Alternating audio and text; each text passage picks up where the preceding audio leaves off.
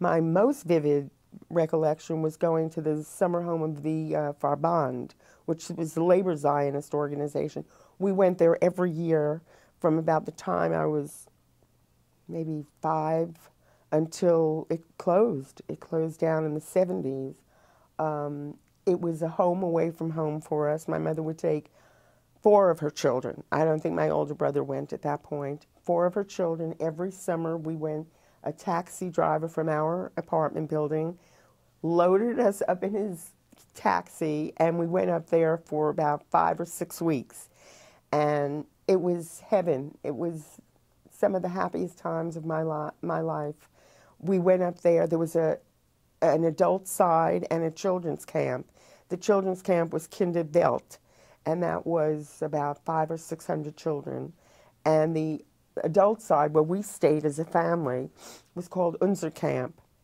And we just loved it, loved it, loved it, loved it. And my dad didn't come up with us. Occasionally he would come up for a weekend or something because he was working full time.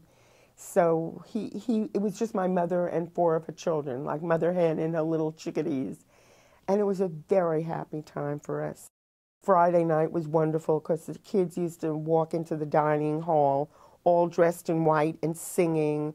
And so you had like 400 or 500 children marching in. My last summer there was, I worked as a counselor. I finally went there as a counselor to Kinderwelt, and I enjoyed it immensely. And, you know, it was just such a happy time in my life. I looked forward to it. I couldn't wait for every summer to come.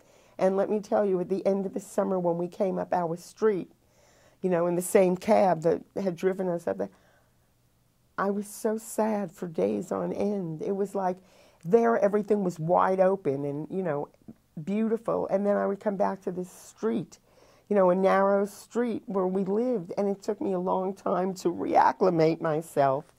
I was very happy, and I still have friends who I met at camp, who I still correspond with. It was truly a home away from home. It was very warm, nurturing, and loving.